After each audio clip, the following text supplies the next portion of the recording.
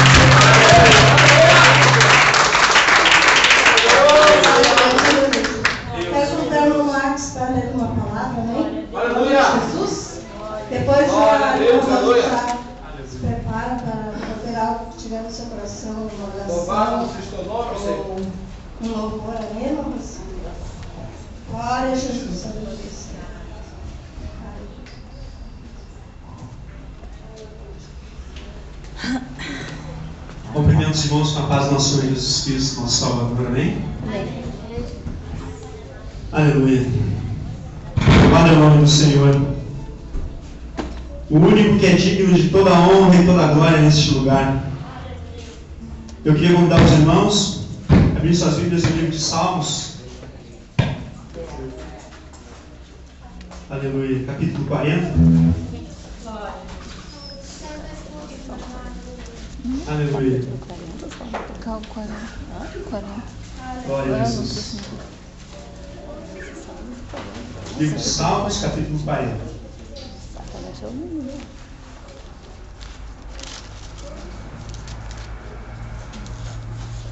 Aleluia. Louvado é o nome do Senhor. Amém, irmãos? Assim diz a palavra santa do Senhor. Esperei com paciência no Senhor, e Ele se inclinou e ouviu o meu clamor. Tirou-me de um poço de perdição, de um tremendal de lama. Colocou meus pés sobre a rocha e me firmou os meus passos. Amém. É um salmo que fala muito comigo. Foi o primeiro salmo da Bíblia quando eu me converti, que eu lia bastante. E Esse salmo nos ensina até a paciência necessária para que o Senhor possa fazer a obra na nossa vida. E ela é lenta, porque o Senhor, Ele tem paciência para fazer do jeito certo. E eu digo para vocês nessa noite que aqui está o melhor amigo que cada um de nós pode ter, e o nome dele é Jesus. Ele pode fazer o possível e o impossível na tua vida. Basta que você creia, e você virá a glória de Deus e as bênçãos dele sobre a tua vida. Que a gente possa ter esse salmo no nosso coração e esperar no Senhor, porque Ele tudo pode nas nossas vidas. Amém? Uma salva de palmas para Jesus.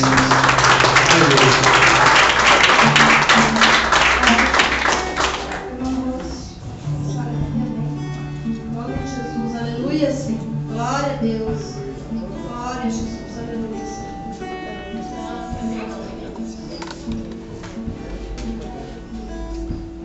Salve a igreja com a paz do Senhor Jesus. Amém. Amém. Gostaria de cantar um corinho da igreja. Jesus, tu és a pessoa mais importante neste lugar. Jesus, tu és a pessoa mais importante neste lugar.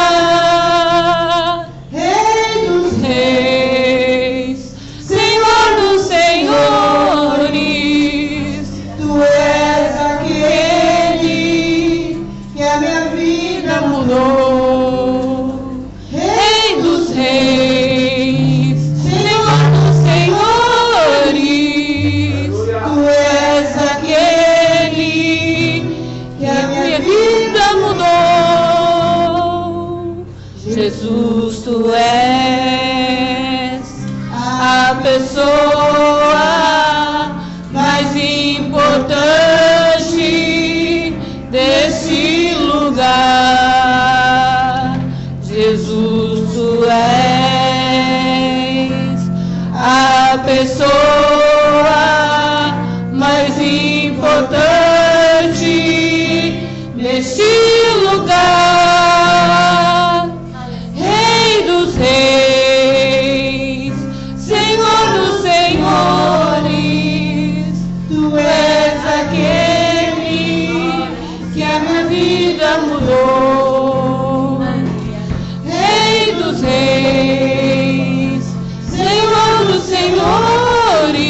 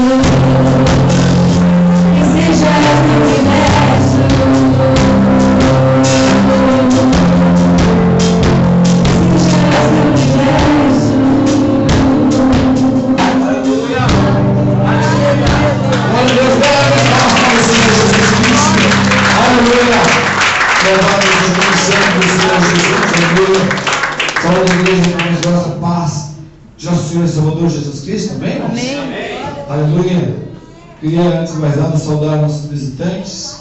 Irmão Mateus, Deus te abençoe. Irmão Nilmar, irmã Viviane, Deus abençoe ricamente. Irmão Luiz Gustavo Pinheiro está ali. Aleluia. Irmão Pedro e irmã Marcos já são da casa. Daqui, depois da terceira vez já não é mais visitante. Você pode ajudar a limpar aqui depois, não é verdade, irmãos? Aleluia, Jesus. E nosso irmão presbítero Daniel, Deus dá honra hoje. É bondade, amado. Passar aqui à frente. A sua esposa, irmã Jaqueline, Deus abençoe ricamente. Amém, irmãos? E a irmã Marli, a mãe do presbítero. Deus abençoe. Amada? Aleluia, Jesus. Queria dizer para os irmãos que depois da pessoa do Senhor Jesus Cristo, vocês são as pessoas mais importantes nesse lugar. Amém, irmãos? Aleluia. Convido os irmãos a abrir suas Bíblias no livro de Salmos, capítulo de número 33. Louvado seja Deus. Glória a Deus. Louvado seja o nome santo do Senhor Jesus. Amém? Todos acharam? Mais ou menos no meio, Salmo de número 133. Número 33. Falei 33? Nós não perdão. Eu peguei a febre do pastor Renato. Na quarta-feira passada, o pastor mandou o povo toda a Bíblia em Gênesis, capítulo 1, e leu o versículo do capítulo 2. A igreja ficou um pouquinho perdida, na verdade. Aleluia, Jesus. Mas o Senhor não deixou de operar no nosso meio. Amém, queridos? Glória a Deus. E assim diz a palavra do Senhor: ó, quão bom e quão suave é que os irmãos vivam em união. É como óleo precioso sobre a cabeça, que desce sobre a barba de Arão, e que desce a orla das suas vestes. Que nesta noite o amado Espírito Santo possa ser derramado sobre a tua vida. Enxergue o nome de teu coração com a sua excelência. Aleluia. E eu convido os irmãos nessa hora, irmãos queridos, a desejar pegar sua oferta e passar cedo para o irmão presbítero Daniel. Aleluia. Você que trouxe o dízimo, pegue na tua mão. Aleluia. E você que não trouxe nada, o que nós vamos fazer, Lucianos? Obrigada. E aqui nós não vamos pagar nada, irmãos queridos. Aleluia. Porque está escrito que o Senhor amou o mundo de tal maneira que deu o seu Filho unigênito para todo aquele que não pereça, mas tenha a vida. Então não há sacrifício maior que este. Aleluia. Eu não consegui achar nenhum sacrifício que supere esse. Amém, queridos? Então, você que não trouxe tua oferta, pegue na tua mão, aleluia, receba mais alto ainda com as nossas céus. E começa a dar glória, glória, glória a Deus. Amado Deus, soberano e eterno Pai celestial, é o nome santo, é o nome poderoso, é o nome glorioso do Senhor Jesus Cristo, aleluia, que mais uma vez, ó Pai amado, aleluia, nos rendemos na tua presença, aleluia, para te agradecer, Senhor meu Deus, por mais essa tão rica e gloriosa oportunidade, amado Pai querido, aleluia, estar na tua casa, Senhor. Venha derramar o teu poder, derramar a tua graça, da tua poderosa unção, Senhor meu Deus, aleluia, unção que despedaça o jugo, aleluia, que desfaz o mal, aleluia, Senhor meu Deus, aleluia, e que nos transforma, Senhor meu Deus, aleluia, em servos de Deus. Amado Deus, tome em tuas mãos as suas ofertas. Receba, Pai amado, os dízimos que hoje entregamos às tua casa, Senhor. Amado Deus, e que as janelas dos céus nesta hora se abram, Senhor Deus, e as mais ricas bênçãos celestiais sejam derramadas por sobre a tua igreja, por sobre cada irmão, cada irmã, Senhor. Oramos e te glorificamos no nome do Senhor Jesus Cristo. Aleluia, bem alegre, aleluia, Jesus. Os irmãos a trazer suas ofertas, nós não passamos a salva. As irmãs podem depositar tudo que o Senhor colocou no teu coração. Uma chance igual a essa, talvez eu não tenha mais.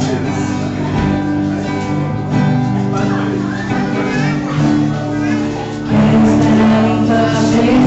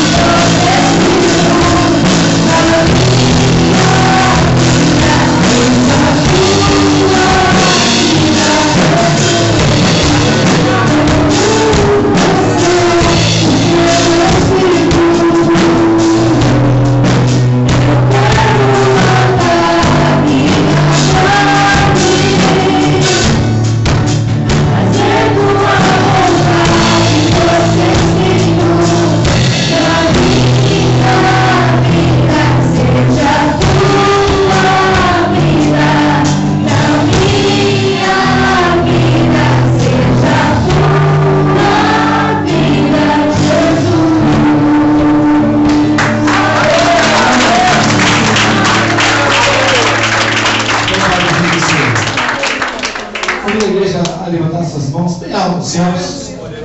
Aleluia. Vamos estar orando, aleluia, para o servo do Senhor. Não que o servo do Senhor não ore. Aleluia. Vamos pedir que o Senhor abençoe a sua vida. Amém, irmãos? Amado Deus, em nome do Teu Filho Santo, Pai. Mais uma vez nos colocamos na Tua santíssima presença. Aleluia, Senhor, meu Deus, reconhecendo, aleluia, Senhor, que sem Ti nada podemos fazer, Senhor. E nesta hora te pedimos que Tu abençoes o Teu servo, derrame mais ainda da Tua glória, mais ainda do Teu Espírito Santo, Pai amado, aleluia, que o Teu servo venha se transportar, aleluia, Senhor, meu Deus, da Tua graça, aleluia, e falando conosco, Pai amado, aquilo que Tu tens para a Tua igreja, Senhor, sacia, Senhor, a fome e a sede da nossa alma, Senhor, oramos e Te aplaudimos no nome do Senhor Jesus. 1 Coríntios, capítulo 12, glórias ao Teu nome, versículo 1 em diante. 1 Coríntios 12, versículo 1 em diante. Glória a Deus. Sou grato a Deus que Ele permitiu nós estarmos aqui nesta noite. Aleluia. Para estar compartilhando algo com os irmãos. Agradeço ao irmão Paulo, instrumento que Deus colocou no caminho para que eu fosse convidado para trazer este estudo nesta noite. Agradeço ao pastor Sérgio, que tem dado toda a liberdade para que possamos falar da palavra do Senhor. Estaremos fazendo hoje um estudo da palavra de Deus. Então, nós temos duas maneiras de ministrar. Uma maneira é a pregação, propriamente dita, e a outra é o estudo. Na pregação, o foco de uma pregação sempre é o apelo. Então a gente às vezes se empolga, fala mais alto, fala mais rápido, tenta, muitas vezes a gente tem que focar um pouco, atrair, quem sabe a emoção, até embora não fugindo da palavra. Mas quando nós trazemos o estudo, a coisa tem que ser um pouquinho mais devagarinho, mais pensada, mais detalhada, mas também faz parte da edificação da igreja. E nesta noite tenho recebido a oportunidade para trazer um estudo aos irmãos. Aleluia. Todos quanto acharem, digam amém. Amém. Diz a palavra de Deus. Acerca dos dons espirituais, não quero, irmãos, que sejais ignorantes. Vós bem sabeis que erais gentios, levados aos ídolos mudos, conforme eres guiados. Portanto, vos quero fazer compreender que ninguém que fala pelo Espírito de Deus diz Jesus é anátema, ou seja, maldito. E ninguém pode dizer que Jesus é o Senhor, senão pelo Espírito Santo. Ora, há diversidade de dons, mas o Espírito é o mesmo. Há diversidade de ministérios, mas o Senhor é o mesmo. Há diversidade de operações, mas é o mesmo Deus que opera em tudo e em todos. Mas a manifestação do Espírito é dado a cada um para o que for útil. Porque a um, pelo Espírito, é dada a palavra da sabedoria, e a outro, pelo Espírito, a palavra da ciência, e a outro, pelo mesmo Espírito, a fé, e a outro, pelo mesmo Espírito, os dons de curar, e a outro, a operação de maravilhas, e a outro, a profecia, e a outro, o dom de discernir os espíritos, e a outro, a variedade de línguas, e a outros, a interpretação das línguas. Mas um só, e o mesmo Espírito opera todas as coisas, repartindo particularmente cada um como quer. Vamos à palavra de Deus. Eu peço que os irmãos curvem as cabeças, mais uma vez estaremos orando. Deus eterno, Pai Santo, no nome de Jesus, mais uma vez chegando a tua presença, Pai. Aqui está a tua palavra, Senhor. Aqui está, Senhor, a instrução, Senhor, que tu quer nos dar nesta noite, Senhor. Peço, Deus, que tu venha guiar tudo, Senhor, como já foi pedido, Pai. Mas mais uma vez eu entro, Senhor, na tua presença com este apelo, Senhor. E que o teu Espírito, Senhor, tome a direção e ensine ao teu povo, não venham ser as minhas palavras, mas venham ser as tuas, Pai. No nome de Jesus. Amém. Os irmãos podemos assentar. Aleluia. Estaremos, então, irmão, fazendo um estudo mais detalhado possível sobre a questão dos dons espirituais, conforme constam em 1 Coríntios capítulo 12, como foi lido aqui. O tema que nós vamos tratar hoje, ele não é um tema simples, não é um tema que pode ser tratado de uma maneira muito breve, mas nós vamos fazer o possível para trazer pelo menos alguma coisa daquilo que Deus permitir nesta noite que nós venhamos trazer. Não sei se vou conseguir entrar em todos os 9 dons nesta noite, mas aquilo que for possível nós vamos falar. Mas essa questão dos dons, quem sabe me pergunte por que é importante nós entendermos e conhecermos isso. Não seria, quem sabe, mais interessante que nós apenas vivêssemos os dons nas nossas vidas? Que apenas o dom operasse na igreja? Por que eu tenho que também estudar, aprender o que a palavra de Deus diz sobre esses dons? Esse é um risco que nós corremos sendo pentecostais.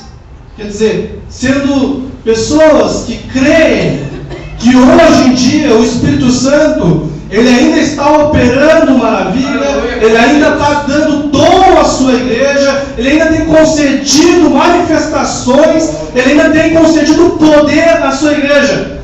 Então, nós como pentecostais, nós corremos 2 riscos. Nós temos 2 advertências que tem que sempre estar na nossa mente. Por um lado, nós podemos ter o risco de esquecermos o nosso pentecostalismo. Esse é um risco que a gente corre, que é que eu me focar em outras coisas e as manifestações de Deus passarem a ser tão pouco focadas, tão pouco mencionadas, tão pouco haver um acontecimento delas no meio da igreja, e nós venhamos esquecer daquilo que Deus faz, aquilo que Ele tem para a sua igreja. Existem alguns irmãos que a gente chama que uma linha de pensamento que a gente chama que eles são cessacionistas. Vejam bem que eu não estou afirmando que esses irmãos aí eles são perdidos, que eles vão para o inferno, que eles não vão para o céu e que eles não aceitam Jesus. Não, isso aí não convém, nós julgarmos. Tem muita gente que professa isso, mas crê em Jesus como Salvador e ele somente tem toda a confiança nele. Então é o suficiente para a salvação. Mas não aproveitam coisas adicionais, coisas que vêm com a fé que Deus colocou para o seu povo, porque não creem. E se eles não creem, eles normalmente não podem receber. Então nós não podemos ter esse risco de, por um lado, esquecer.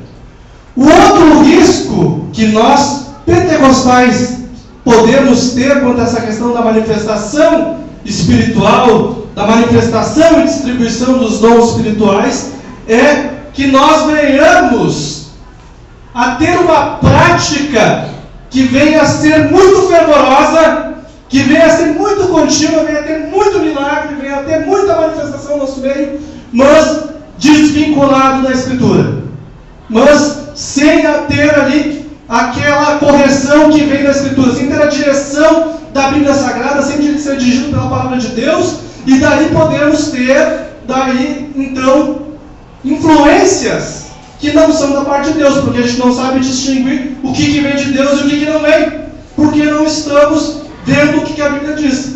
Então, nós como crentes pentecostais, como aqueles que aceitaram a Cristo e creem que Deus opera nos dias de hoje, nós devemos, por um lado, sim, nós temos que ter a nossa mente cheia da Palavra de Deus. Nós temos que ter a mente lotada da Palavra de Deus. Temos que nos enxergar, nós temos que nos alimentar deste alimento abençoado, que tem a direção para nossas vidas. Mas devemos também, além de ter o conhecimento da Palavra de Deus aumentado e alimentado a cada dia na nossa vida, temos que ter também um coração cheio de fervor, um coração cheio do Espírito Santo, porque apenas eu conhecer a Bíblia, mas não ter o poder do Espírito Santo na minha vida, de nada me adianta. Mas se eu tenho muito poder também, mas não tenho a Palavra de Deus me guiando, me mostrando o que é o certo, o que eu tenho que fazer, então eu posso beirar o fanatismo e posso fazer coisa que não é de Deus, achando que é de Deus. Esse é o motivo pelo qual a gente vai trazer esse estudo hoje, falar um pouco o que for possível sobre a palavra. Nós vemos que o próprio apóstolo Paulo teve uma preocupação com os coríntios. A gente tem, assim, às vezes uma visão muito romântica, muito idealista da igreja primitiva. Não quer dizer a igreja que eles eram, né, uns bárbaros, eram uns homens das cavernas, quando a gente usa esse termo aí, primitiva, quer dizer que a igreja primeira, né, a igreja no seu início, né, nos seus primeiros 300 anos de existência. Nós temos às vezes uma visão meio romântica. Por quê? A gente acha, olha, a gente lembra da igreja primitiva, a gente lembra dos irmãos, né, que iam lá para a arena, né, romana, iam para o circo romano e viam as feras, devoravam, eles não negavam a fé. Vinha alguma autoridade que queimava os irmãos e eles não negavam a fé. E alguém perseguia a igreja e eles não negavam a fé. Daí nós vemos ali também em Atos a igreja que dividia tudo, né, uma igreja que se amava, uma igreja com aquele amor fraternal, cristão, vindo da parte do Espírito Santo. Então a gente vê muitas vezes a igreja primitiva, a gente vê com uma visão, olha, lá está a igreja perfeita. Mas se nós atentarmos para o que a Bíblia diz, a gente vai ver que não era bem assim. A igreja primitiva é sim um modelo para nós cristãos desses dias, mas ela também tinha problemas, e muitos. E se nós queremos ver um pouco dos problemas que ela tinha, a gente pega e lê as epístolas do Paulo a todas as igrejas, mas principalmente essa aos Coríntios. Porque o apóstolo Paulo só escreve essa carta aos Coríntios porque tem vários problemas que ele tem que resolver. E aqui eu vou citar pelo menos 3. E vou me deter num. Um dos problemas que ocorria era o partidarismo dentro da igreja. O apóstolo Paulo dizia na igreja dos Coríntios, os coríntios que eles diziam, olha, eu sou do Paulo, eu sou do Pedro, né? E tinha um outro que dizia que era o grupo mais santo. Não, eu não sou nem do Paulo, nem do Pedro, nem do Apolo, mas eu sou de Cristo, eu sou de uma categoria diferente. E muitas vezes a gente lê que esse que diz que era de Cristo, a gente pensa, olha, esse aí são os que estavam certos. Não, eles eram um partido arrogante também. Não tinha que ter partidarismo, tu tinha que ver uma vida que servia a Cristo, e não fazer parte do partido que dizia que era de Cristo. Então havia partidos, havia divisão na igreja. E o Paulo vem e repreende severamente os coríntios. Um outro problema que havia era que alguns estavam duvidando do ministério do apóstolo Paulo, de que ele fosse realmente um apóstolo que tivesse a autoridade de Deus na vida dele, que realmente foi chamado por Cristo. E ele faz uma defesa, ele demonstra que ele viu o Senhor Jesus Cristo ressuscitado. E uma marca do apostolado era essa, era ter visto Cristo ressuscitado. Então ele demonstra ali que ele viu Cristo ressuscitado, então o apostolado dele está válido. Então o que ele fala é a palavra de Deus para o seu povo. Então ali ele comprova, e uma das marcas que o apóstolo Paulo mostra também, que a principal do seu apostolado é os seus sofrimentos. É aquilo que ele passou por amor a Jesus. Então ele faz toda uma defesa e comprova seu apostolado que ele realmente recebeu de Deus. Terceira coisa que havia uma quarta também, que eu havia esquecido, as questões dos relacionamentos também, havia um problema lá também, havia até um caso de incesto no meio da igreja. E por último, em quarto lugar, havia um outro problema, que era a questão das manifestações espirituais que estavam sendo levadas de uma maneira tal, diz a Bíblia que em Corinto haviam todos os dons espirituais que estavam se manifestando naquela igreja. E às vezes alguém olha e já bota uma bênção aqui, porque os dons estão todos aqui presentes. Mas havia um problema, eles não sabiam como usar esses dons espirituais. Eles não sabiam discernir aquilo que Deus estava fazendo e como devia ser feito. E então, eles estavam ignorantes acerca dessas coisas. E o apóstolo Paulo aqui mostra a sua preocupação no versículo 1 do capítulo 12 de 1 Coríntios. Acerca dos dons espirituais, não quero, irmãos, que sejais ignorantes. Essa é a palavra. O que é uma pessoa ignorante? Hoje em dia a palavra ignorante é usada muitas vezes como uma ofensa. É falado de uma maneira maldosa com a pessoa. Às vezes uma pessoa está brava com a outra e diz: olha, mas tu é um baita do ignorante. Aquele cara lá é um ignorante. E é um xingamento hoje em dia. Mas o significado da palavra ignorante em si não é esse. O ignorante é aquele que ignora algo. E ignorar não é o sentido de que eu passo e não quero ver. É o sentido de algo que eu ignoro, quer dizer, eu não sei, eu não conheço. Então eu sou ignorante quanto aquilo. Então nesse aspecto eu posso dizer que todos nós somos ignorantes. Porque o único que não é ignorante sobre nada é aquele que sabe tudo, e quem sabe tudo é Deus. Então ele é o único que não é ignorante de nada. Nós de alguma coisa somos ignorantes. Tem muita coisa que nós não sabemos. A gente pode tentar estudar um pouco mais, mas a gente não consegue entender tudo. Então nós somos ignorantes quanto a algumas coisas. E é bom isso, não tem problema, faz parte da nossa limitação, nós devemos buscar aprender aquilo que precisamos, mas vamos ser ignorantes quanto a muita coisa. Mas o apóstolo Paulo fala aqui acerca dos dons espirituais: não quero, irmãos, que sejais ignorantes. Então o apóstolo Paulo aqui ele mostra que esse assunto aqui para a igreja de Jesus é importante. Esse aqui não pode ser ignorado pela igreja. A igreja tem que saber, tem que conhecer. E se o apóstolo Paulo, inspirado pelo Espírito Santo, diz que nós não quer que nós sejamos ignorantes, então nós não devemos ser, porque a palavra de Deus é que rege o seu povo. Por que Paulo diz então que ele não queria que eles fossem ignorantes? Para que Deus pudesse ser glorificado no meio da igreja através da operação de Deus.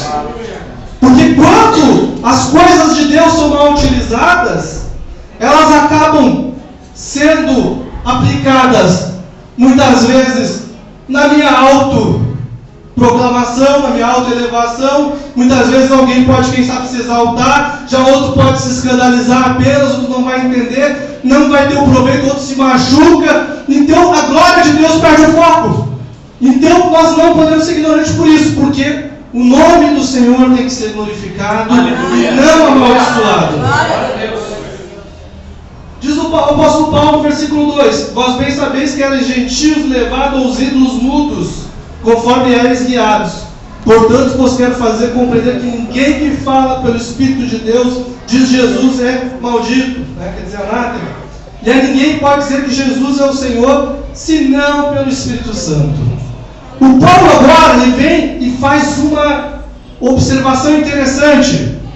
Ele fala que antes, esse pessoal aqui de Corinto, antes deles aceitarem a Jesus, eles eram guiados pelos espíritos do mundo, pelo ídolo.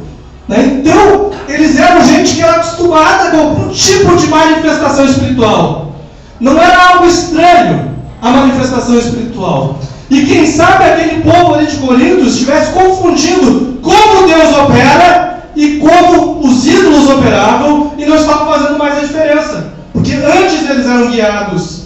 E o que o Paulo está sugerindo aqui? Que o Espírito Santo, ele vem sobre nós para nos trazer o que? O domínio próprio, a temperança.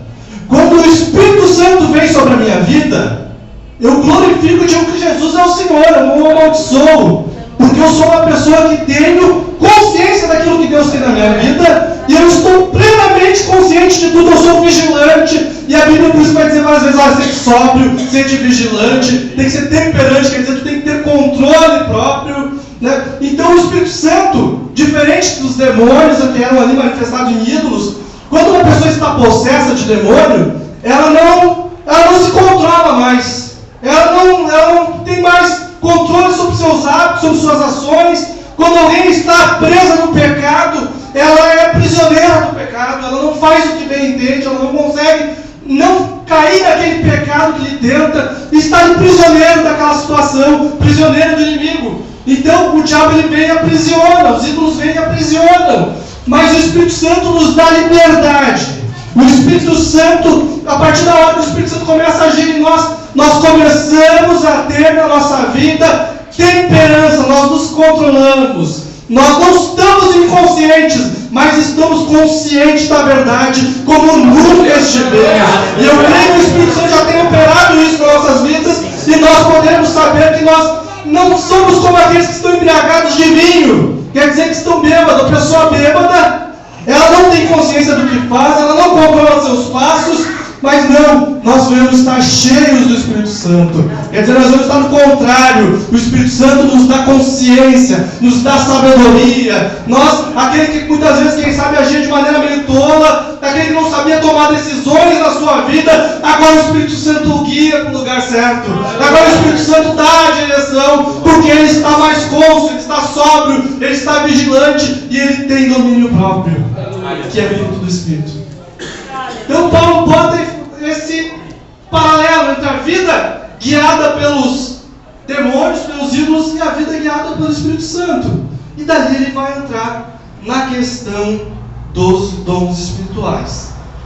Então a primeira pergunta que a gente pode fazer é: o que são dons? O que significa isso? Aqui nós temos uma lista de 9 dons. Não quer dizer que só hajam esses dons. Na Bíblia existem outras listas também, mas essa aqui é a principal, é a que nós chamamos normalmente de dons espirituais. O que seriam os dons? Para nós fazermos uma definição, eu vou citar aqui alguns estudiosos do Novo Testamento, que são estudiosos pentecostais, pessoas comprometidas com Deus, pessoas que têm buscado aprender, né? As duas que eu vou citar primeiro aqui, nenhuma delas é viva mais, mas deixaram o seu legado.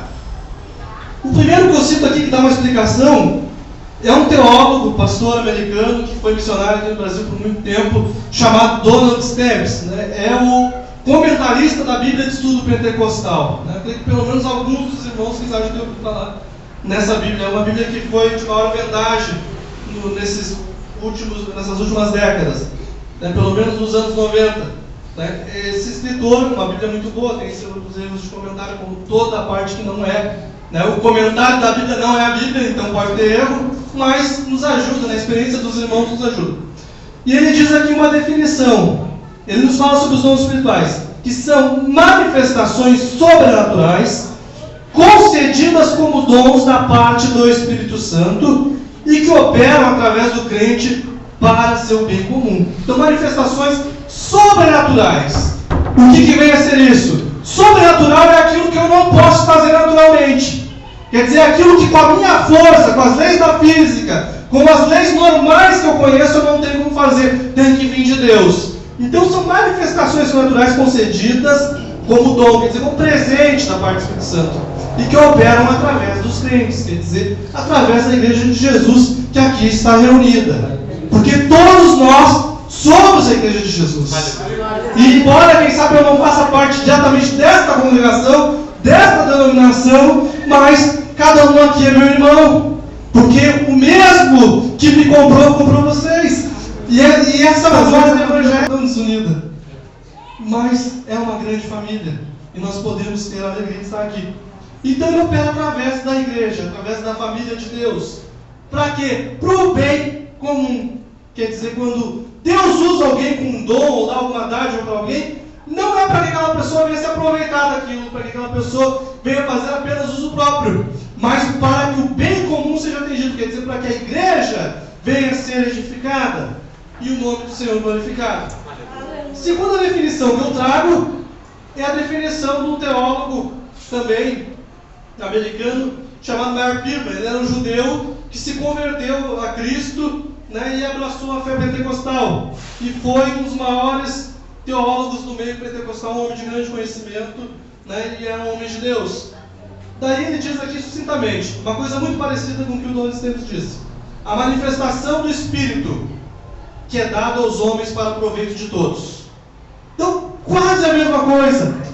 Os dons nada mais vão ser, então, por um lado, que o Espírito Santo vindo e se manifestando através da igreja para o bem da igreja. Então, como eu já mencionei, o Espírito Santo ele não vem sobre nós para que tu venha ter um nome bonito, para que tu venha ser conhecido no meio da comunidade. Quem sabe mesmo tu venha ser conhecido. Deus muitas vezes tem homens que Deus usou e que criaram fama. Mas tem homens que muitas vezes Deus estava usando, Deus estava tomando, Deus estava enchendo do seu espírito e tinha um trabalho e um ministério na vida dele, e ele foi um desconhecido. Vou dar um exemplo aqui. Nós temos ali, né, o Ananias. Ele vem, faz aquele trabalho lá com o apóstolo Paulo, primeiro relutante, né, mas veio, batizou, e pôs a mão sobre o apóstolo Paulo, ele ficou cheio do Espírito Santo, e depois nós não ouvimos mais falar de quem que é esse irmão Ananias. Mas a obra que Deus tinha na mão dele era grande. Mas nós não sabemos se ele era um presbítero da igreja, nós não sabemos se ele era destacado da igreja, nós não sabemos se ele era muito velho, se ele era muito novo, não sabemos se ele era famoso, não era, nós não sabemos nada sobre o Ananias, só sabemos uma coisa: que ele era homem de Deus. E quantos homens de Deus hoje em dia nós não sabemos quem é, mas quem sabe quando nós chegarmos um dia lá no céu, nós vamos ver que aquele homem ali tem um grande galardão, que aquela mulher tem um grande galardão, e quem sabe aquele que a gente viu, olha, esse daí tem um galardão muito grande, não era tão grande assim, porque Deus vai um dia julgar as nossas obras, mas Ele não vai julgar a obra pela obra em si, mas Ele vai julgar a obra pelas suas motivações. Ele vai julgar a intenção do coração. Então Deus um dia vai me julgar por esse estudo bíblico que eu estou trazendo aqui. Deus vai pegar e vai mostrar: olha, Daniel, tu fez o estudo porque por amor à minha palavra, porque tu queria trazer edificação para a igreja, né? Ou Deus, né? Acredito que não, mas Deus que conhece o coração vai dizer: olha, Daniel, tu estava começando a ter um pouco de soberba ali, já estava achando que estava falando bem, né? Então o Senhor não vai perder a salvação, mas vai perder o galardão, porque o Senhor vai ali prescrutar, vai ali analisar qual que é a intenção do coração humano. E daí a obra, que muitas vezes a gente acha que é obra grande, mas aí vai ser como o apóstolo Paulo diz: obra de palha, né? Tu larga no fogo da provação e ela desaparece na hora. Mas alguém, quem sabe, vai vir com uma obra bem pequenininha, mas aquela obra é pequenininha, mas é diamante. Tu larga no meio do fogo, ela não se derrete, ela passa reto por aquilo dali, ela vai continuar e perseverar e vai atuar pela eternidade. Então aqui já fica uma advertência para todos nós, né? Como tem sido a nossa obra? Para que eu quero que Deus me use? Para que eu quero que o Espírito Santo opere sobre mim? Quero ser famoso? quero ser alguém bem conhecido, quero que meu nome seja exaltado, ou eu quero que o nome do Senhor seja glorificado e os meus irmãos sejam edificados? Qual a intenção do nosso coração? Então, o dom espiritual é isso, uma manifestação que é colocada no meio da igreja pelo Espírito Santo, através dos crentes e para a edificação dos crentes, assim glorificando o nome do Senhor. Se nós olharmos as palavras originais que dizem, né, o que são chamadas de dons, são traduzidas por dons no Novo Testamento, é interessante. Uma das palavras vão ser os carismata. Né? O que vem a ser isso, carismata?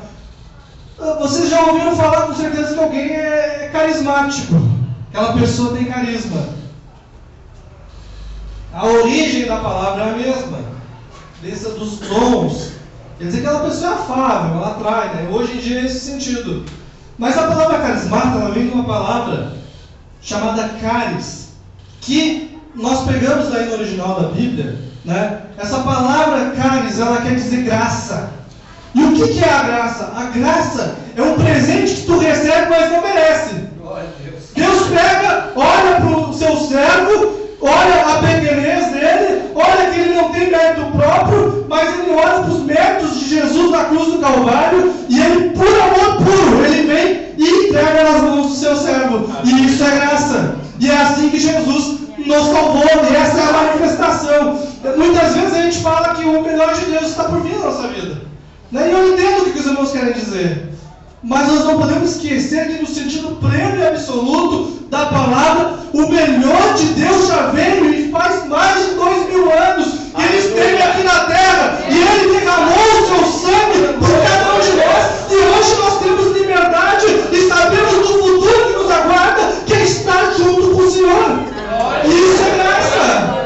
Mas se tu recebeu isso, não é porque tu foi bonzinho, não é porque, olha, como fui bom. O pregador fez o apelo, eu levantei minha mão ali. Eu naquele momento ali, eu aceitei Jesus, olha como eu sou bonzão. Tem outros aí que vão e fecham o coração, mas eu fui com o coração quebrantado. Não, tu recebe unicamente porque Deus te amou. A única coisa que tu fez naquele tipo de estender tua mão foi como um mendigo, que ele vem e ele estende a mão, quem sabe não consegue nem falar mais. E alguém caridoso vem e lhe coloca uma fortuna na sua mão. E daí o mendigo não vai dizer, olha ali como eu fui esperto, eu estiquei a mão. A fé na nossa vida é essa mão que se esticou, mas ela não tem mérito nenhum. Ela apenas recebe a graça na vida, mas ao Senhor é toda a glória, ao Senhor é todo o mérito, e Jesus, Ele é aquele que passa a justiça para a nossa vida, e Deus começa a olhar para nós, e quando Ele nos enxerga, Ele devia olhar e dizer, olha, mas o Daniel está errando nisso, o Daniel está errando naquilo, porque ele é um pecador, e o pecado faz separação entre mim e o meu povo. Então, eu devo condenar o Daniel, eu devo condenar cada irmão aqui presente, cada ser humano, porque ele é um pecador, e todo o pecado é contra Deus. Deus tem dignidade infinita, Deus é infinito em importância, então a condenação merecida por agir contra um Deus infinito em dignidade tem que ser também uma punição infinita no grau. Mas Ele não faz isso, pelo menos não agora. Agora a porta da graça está aberta, e daí nós recebemos pela fé, e Ele olha para nós, e Ele não enxerga mais o pecador, Ele enxerga ali a justiça de Cristo. Ele enxerga ali Jesus Cristo. E Ele não vai derramar ali mais uma vez a sua ira contra o pecado sobre o seu Filho. E Ele olha, nós temos a justiça de Cristo que foi depositada na nossa conta. E isso é a manifestação máxima da graça. Não tem coisa maior ou melhor que possa chegar sobre a nossa vida. Nós já recebemos o máximo. Nós só estamos esperando a conclusão, que é no dia que receberemos também nosso corpo glorificado e estaremos para sempre com o Senhor daí, longe da presença do pecado, para nunca mais pecar, nunca mais desagradar a Deus. E essa é a esperança do crente em Jesus. E isso é graça. Mas a graça se manifesta de várias outras maneiras. Quer dizer, o presente merecido, a maior manifestação dele é Jesus vindo né, Ele morrendo por nós, e nós recebendo aquele que merecia a morte, a condenação eterna, recebendo nisso, em lugar disso, o gozo e a alegria eterna, e a vida eterna. Essa é a manifestação máxima da graça. Mas junto com essa manifestação máxima da graça, também vários outros benefícios secundários e menores, mas que são coisas de Deus também vem junto. Daí nós podemos ter paz com Deus, nós podemos ter alegria. Quem sabe Deus abençoa, prospera alguém, né? E se Ele não nos prosperar também, eu continuo servindo Ele, alegre, porque Ele é o Senhor, já me concedeu a salvação. Mas tudo que vem de bom sobre a nossa vida é uma graça de Deus. Eu não fiz por merecer. Quem sabe quem diz, olha, mas eu trabalhei, eu estudei muito, eu estudei muito. Mas o Senhor te deu as condições de fazer tudo isso. O Senhor te deu condição de estudar, o Senhor te deu condição de trabalhar, o Senhor te deu condição de adquirir. Então tudo é graça. E aí nós entramos num campo que é chamado na teologia de graça comum. O que quer dizer isso? Deus é tão bom, tão maravilhoso, para que o homem se salve, para que o homem não seja destruído de imediato. Mesmo enquanto o homem não aceita Jesus, Ele coloca bens. Tem bênção sobre a vida de todas as pessoas. Então nós vemos aí que muitas vezes alguém pergunta por que o ímpio ele está podendo caminhar sobre a terra, e nós esquecemos que nós éramos ímpios também, né? Mas pergunta por que ele está muitas vezes prosperando, por que ele muitas vezes parece ter tem um pouco de alegria na sua vida, ele tem momentos bons na sua vida, e embora não tenha a felicidade plena que há em Cristo Jesus.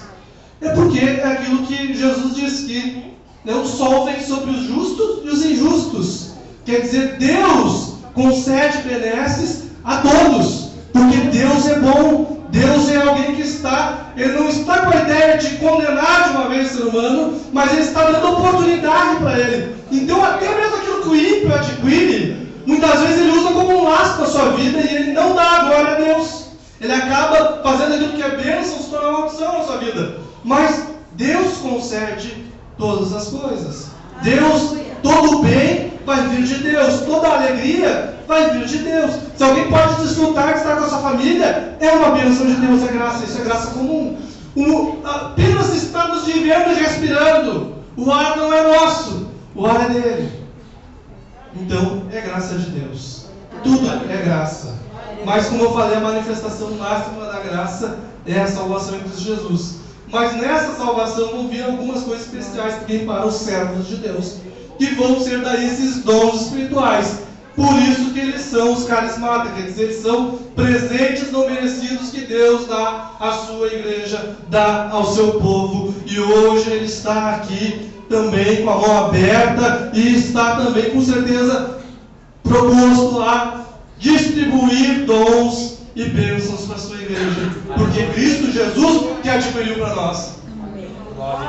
Um outro termo que é utilizado para se falar dos dons espirituais é um termo chamado pneumático. Você pode perguntar mais, irmão, o que isso aí é? É pneu de carro? É pneumatologista? O que é isso? É pneumático?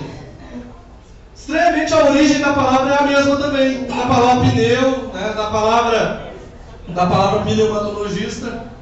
Porque a palavra espírito, no grego, né, que é a língua onde o Novo Testamento foi escrito, a língua na qual foi usada para escrever o Novo Testamento, é pneuma. E lá, pneuma tem sentido, pode ser tanto espírito quanto vento ou ar em movimento.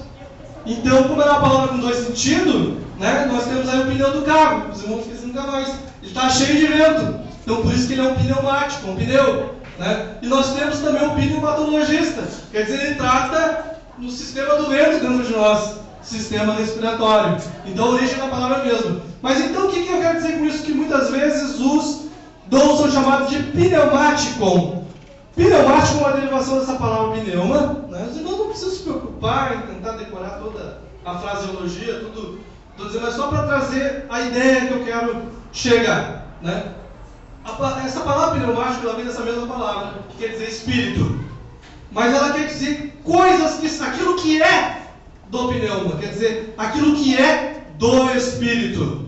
Quer dizer aquelas coisas que são provenientes unicamente do Espírito de Deus.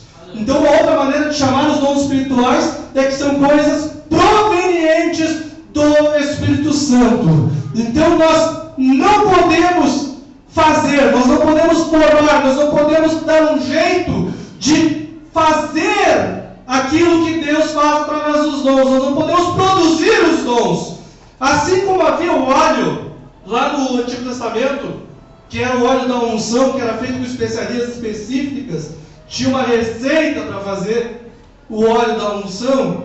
Os únicos que podiam fazer eram aqueles que tinham aquela receita e que eram os sacerdotes. E os sacerdotes, os levitas, eles produziam óleo.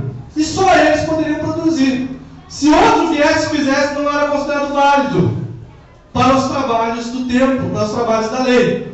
Também assim é o Espírito Santo na sua ação e na sua unção, e quando derrama os dons, ninguém pode imitar a sua ação, ninguém pode produzir a ação do Espírito Santo, mas Ele é que age porque Ele é vivo, porque Ele não é apenas uma força ativa como alguns por aí pregam, como alguns grupos aí ensinam, algo como uma eletricidade, algo como um vento apenas, embora haja a analogia do vento. Ele não é apenas isso, ele não é uma coisa, mas ele é uma pessoa. E quando nós temos a ideia de pessoa, muitas vezes a gente pensa, olha, se é uma pessoa, então é alguém com um braço, uma perna, 2 olhos, um nariz, uma boca, não é igual a nós.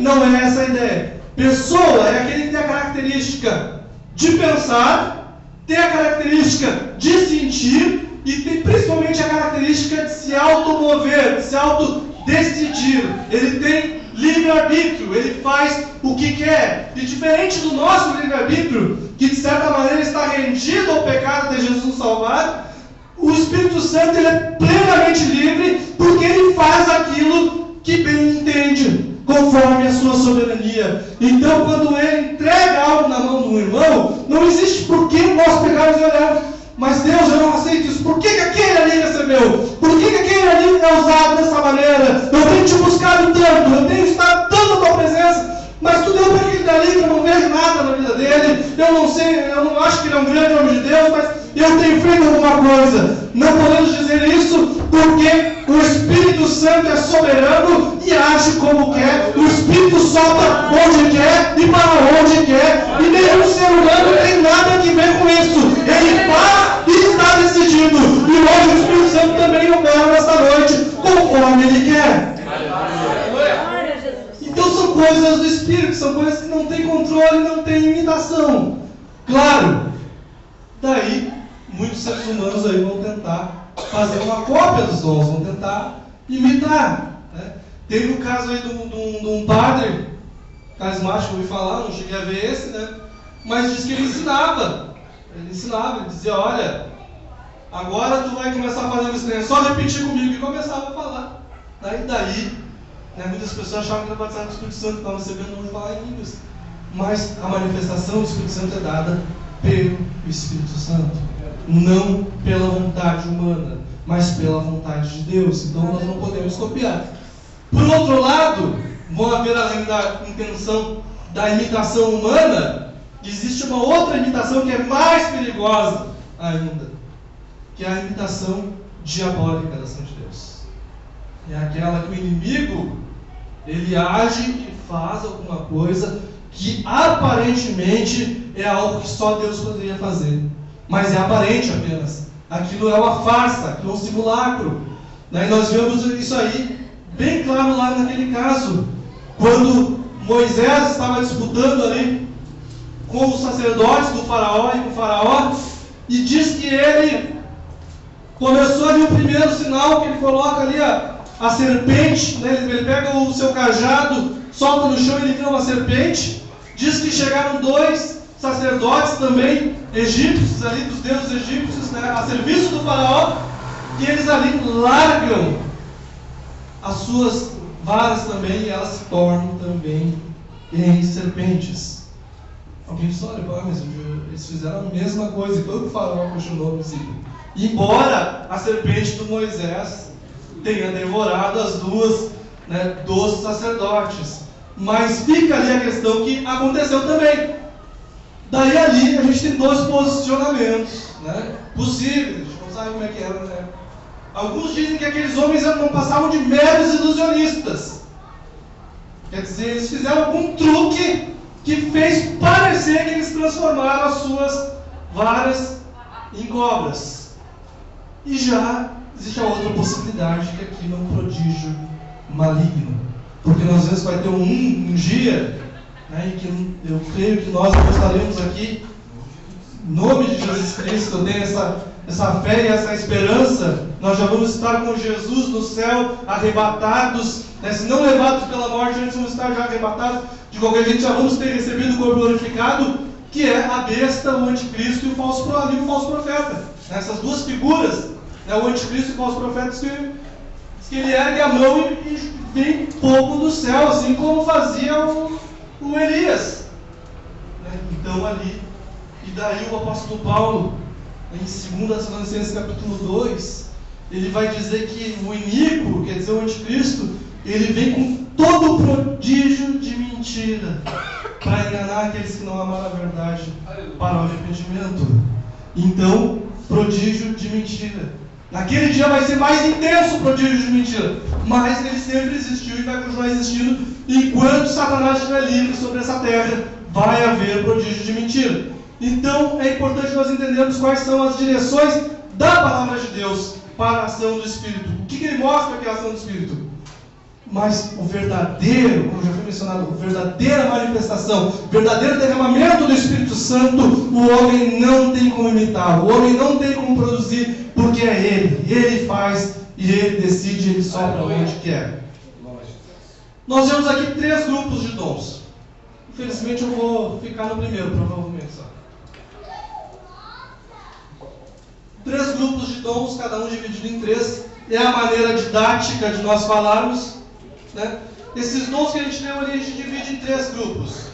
Né? Isso aqui, essa divisão que eu estou dando aqui, ela é apenas teológica. Ela é para nós guardarmos melhor e entendermos cada tipo de dom. Né? Mas não existe consenso, na verdade, de uma maneira de dividir os dons. O apóstolo Paulo vai seguir uma linha diferente, a maneira que ele ordena os dons, como nós lemos. Né? Mas isso aqui serve para nós podermos dividir em grupos que a gente pode estudar. Primeiro seria dons de revelação. O que são esses dons de revelação? Muita gente ouve dizer, né, no nosso meio, né, que, olha, aquela irmã tem um dom de revelação. Né? É um equívoco, não existe um dom específico de revelação, mas existe um grupo de dons que revelam. Né? Então, esses dons são dons de revelação. Quais são esses 3? Palavra da sabedoria. Esses são os dons de revelação. E aqui eu coloco, né, também uma observação. Como eu disse, isso aqui é uma afirmação para nós entendermos e guardarmos. Nós temos que entender que a revelação final, objetiva e inquestionável é essa daqui. Tudo que vem depois tem que ser conferido por aqui. Se não passar pelo crivo da palavra de Deus, nós podemos com toda a certeza, não apenas podemos, devemos rejeitar manifestações ou revelações que venham ser contrário à palavra de Deus escrita. Então, nesse sentido escriturístico, não existe revelação, mas no sentido de edificação da igreja, existem dons que revelam. Que são esses 3 que eu acabei de mencionar. Depois, os dons de elocução, quer dizer, dons da fala. Que por outros teólogos é chamado de dons de inspiração, quer dizer, coisas que vêm do Espírito Santo. Eu não quis botar essa classificação, mas os irmãos, quem sabe, se pegar um livro dia que fala sobre isso, vão acabar vendo lá, dons de inspiração. Por que eu não pus? Porque a inspiração no sentido pleno, ela se refere a alguém que recebe as próprias palavras de Deus diretamente, e daí o que isso pode se tornar? A Escritura Sagrada. Porque vem de maneira infalível e perfeita. Então, o apóstolo Pedro diz que homens cheios do Espírito Santo, movidos por Deus, foram inspirados. E a palavra inspirado é uma palavra que quer dizer soprado por Deus no original. Então quer dizer que é como se Deus chegasse no seu servo e soprasse a sua palavra nele. E a partir dali já não fala mais por ele mesmo, mas ele fala aquilo que Deus ordenou de maneira infalível. É algo que o Papa tenta afirmar hoje em dia que ele tem, né, quando ele fala da sua cadeira. Né, é a afirmação católica, não entrando nos méritos aqui, mas a afirmação é essa. Já nós entendemos que a palavra inspirada está nas Escrituras. Então eu não vou usar esse termo, né? Mas dons de elocução. Falei só para os irmãos conhecerem. Línguas, interpretação de línguas e profecia. São os 3 dons que são de elocução. Quer dizer, dons mostram que se manifestam na fala. Por último, terceiro grupo, dons de poder. Né? Quer dizer, onde Deus opera com poder maravilhosamente, de maneira clara e visível. Estes dons são dons de maravilhas, que na tradução pode ser dons de milagres ou de prodígios, e dons de curas e o dom da fé. Toda a classificação que o homem coloca tem risco de estar errado, de ter algumas falhas, não são perfeitas. Como eu disse, colocamos aqui apenas para estudo. Mas eu vou demonstrar que elas têm algumas falhas, é só para a gente seguir nosso estudo. Dons de revelação, mas a gente pergunta, olha, quando tem a profecia, que está lá nos dons de locução, Deus não revela alguma coisa? Revela. Então, quem sabe eu poderia jogar a profecia lá para aquele outro grupo.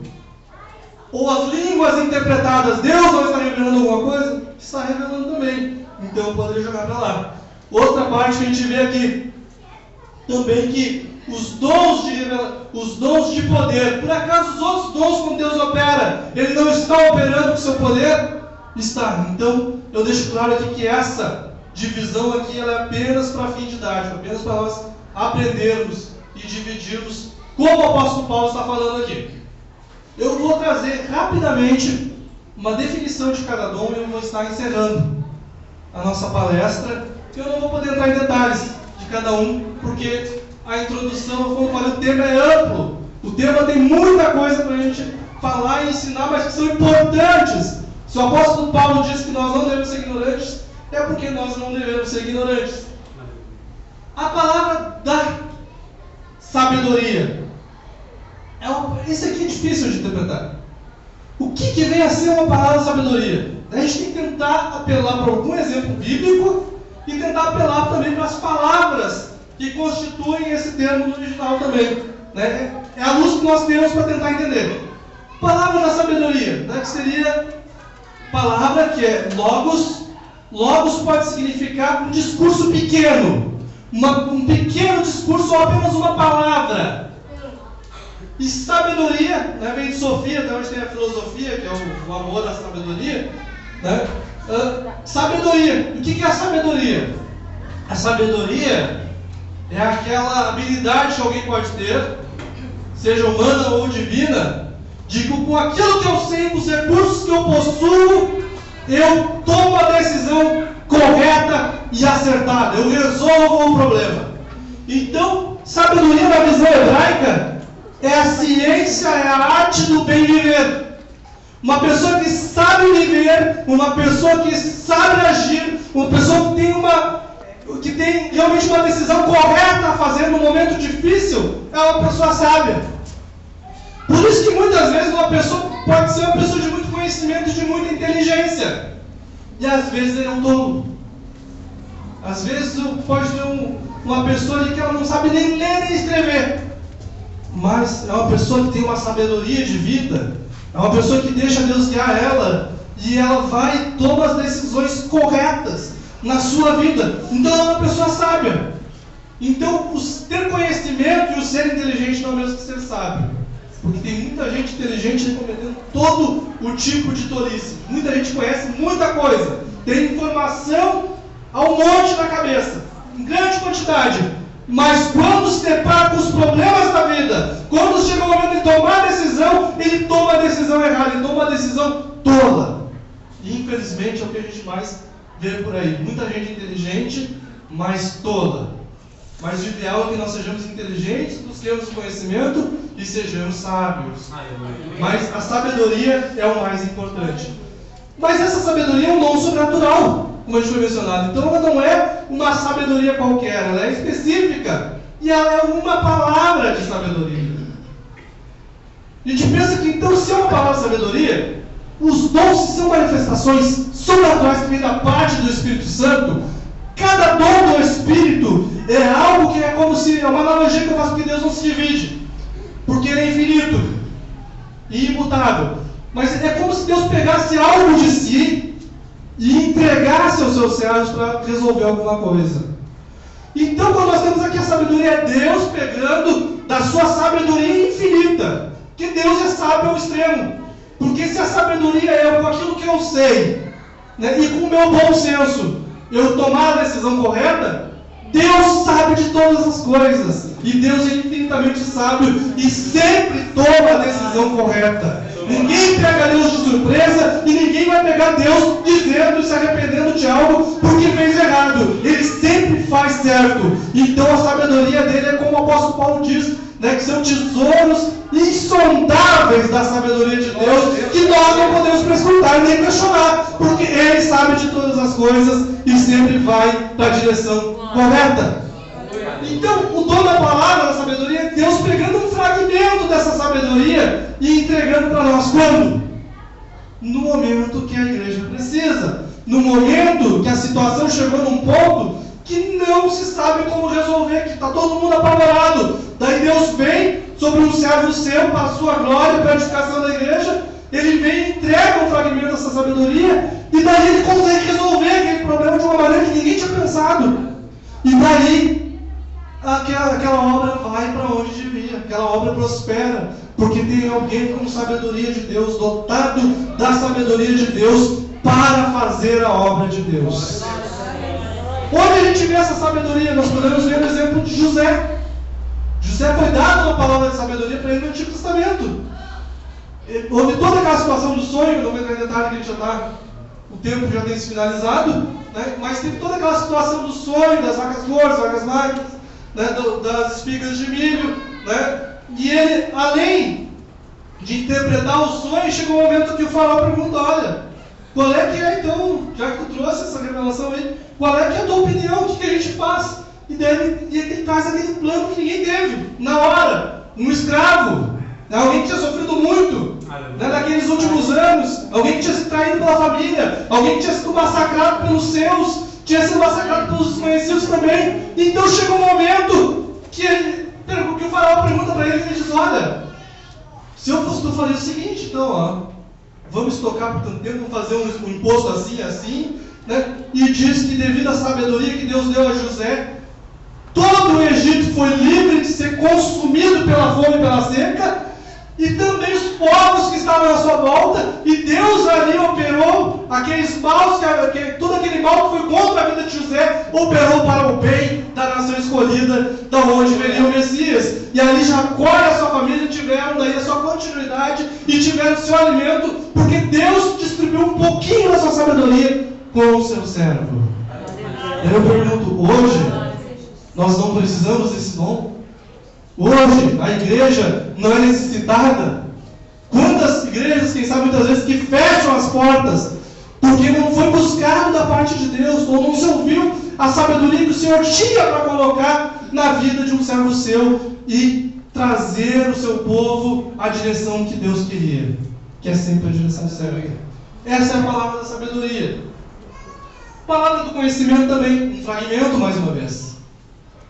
Se a palavra da sabedoria é Deus pegando um pedacinho da sua sabedoria e compartilhando com o seu servo, também é Deus no seu conhecimento onisciente. Deus sabe de todas as coisas, e Deus conhece de uma maneira maravilhosa, tão diferente de nós, porque o que eu sei, tem coisas que eu sei, que eu li um dia, que eu vi um dia, mas às vezes se eu não mexo com aquilo dali, se eu não vivo com contato com aquilo dali, eu tenho que fazer uma força na minha mente para buscar aquela informação, e às vezes eu não consigo nem nada que eu quero, né? Da informação tem que forçar para ela vir, né? Porque a minha mente é limitada, a minha mente é finita. Mas a mente de Deus é uma coisa assim, que não tem como descrever, porque Deus sabe de tudo sempre ao mesmo tempo, seja passado, presente e futuro, seja os maiores cálculos aí, astrofísicos, físicos, a física quântica, e o que o homem tiver ainda para descobrir, Deus já sabia.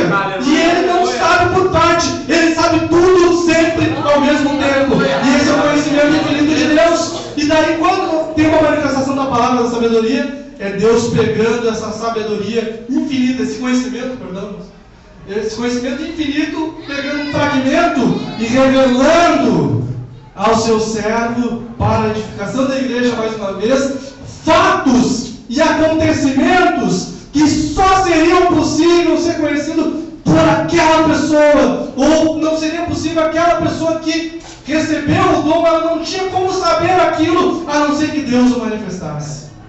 Daí aí nós ficamos numa dificuldade com o dom de profecia.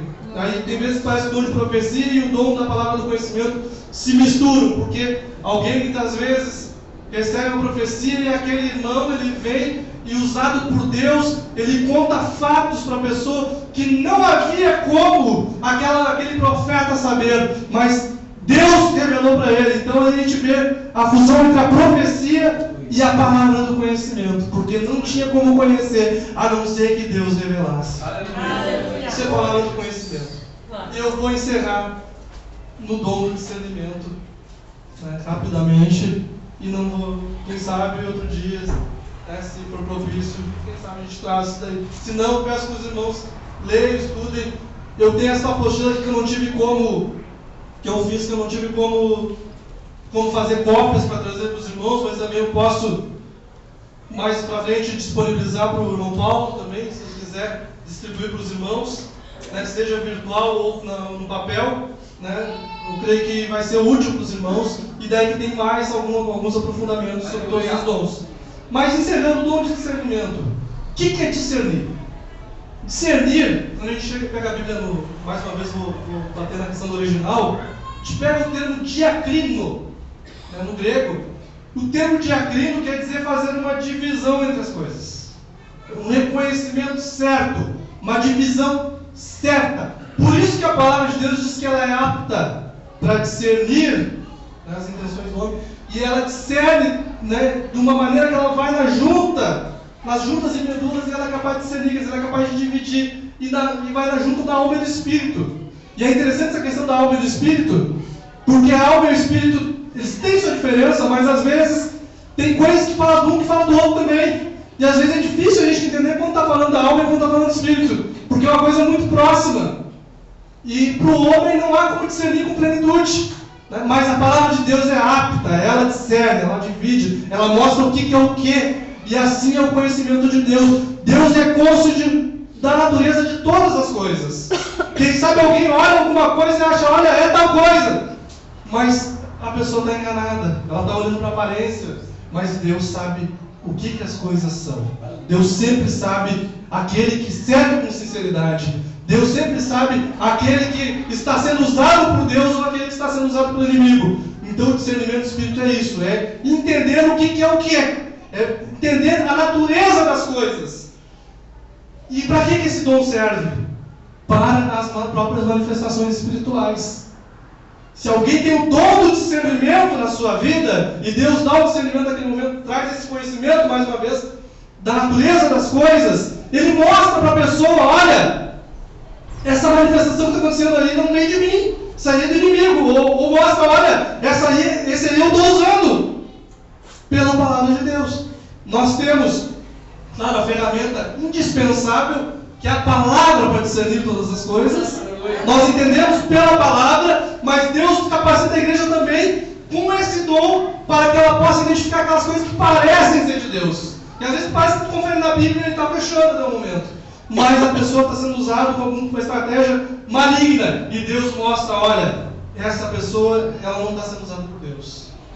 Isso é o dom do discernimento, que é tão importante para nós. E resumindo a questão do dom do discernimento, esse dom do discernimento ele não é feito, irmãos, para alguém pegar, querer apontar a espiritualidade do outro, não serve para achar os defeitos do outro, não serve para querer falar dos outros, mas serve para a edificação da igreja, para que ela não seja enganada, para que aquele que muitas vezes, quem sabe, está sendo usado pelo inimigo numa manifestação, ele possa ser repreendido e admoestado em amor e venha se arrepender e venha ser daí então usado por Deus. É esse o sentido do discernimento. E mais uma vez eu perguntei àqueles que dizem que os dons acabaram, mas eu pergunto à igreja de hoje, ela não precisa desse dom, não existem manifestações aos montes por aí, nós não precisamos saber aquilo que vem de Deus, aquilo que não vem de Deus, precisamos, e nessa hora é importante pedirmos os dons de Deus. E finalizando, eu disse no início que o Espírito Santo é soberano na distribuição. Mas aqui tem um mistério. O Espírito Santo diz ali que ele distribui conforme ele apraz, conforme ele quer, mas o apóstolo Paulo também traz um outro lado da moeda. Ele diz: buscai ardentemente, fervorosamente os melhores dons. Então existe aí uma dicotomia, existem dois lados da moeda. Por um lado, Deus dá o que quer, mas por outro lado, nós podemos buscar o dom e Deus pode nos conceder. Então, que nós vamos buscar os melhores dons, e o melhor dom é o quê? É aquele que a igreja está precisando. Não é aquele que vai fazer bem para mim, mas aquele que vai fazer bem para a igreja, aquele que vai ajudar a igreja. Olha, a igreja está tendo problema na administração agora, vou buscar a palavra da sabedoria na minha vida. Olha, está acontecendo várias manifestações aí agora, a igreja precisa estar certa daquilo que é de Deus e que não.